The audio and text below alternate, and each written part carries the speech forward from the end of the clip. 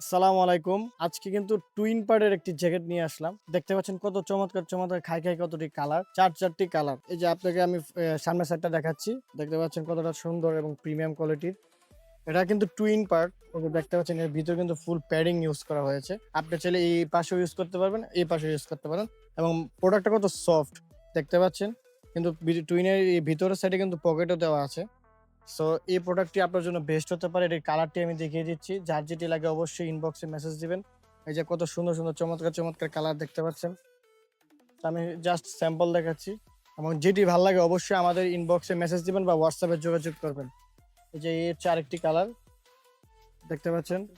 আমাদের কাছে সাইজ পাচ্ছেন কিন্তু ৩ টা এল, এক্সেল, ডাবল এক্সেল। সো আরেকটা দেখতে পাচ্ছেন আমি কিন্তু পরে আছি। এই কালারটাও কিন্তু খুবই জোস। আমি পিছনটাও দেখাই দিচ্ছি।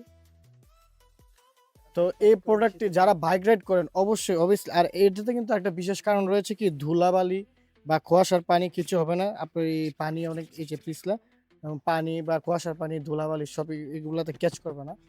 কাপড়টা কিন্তু একদম খুবই সফট এবং পিছলা টাইপের।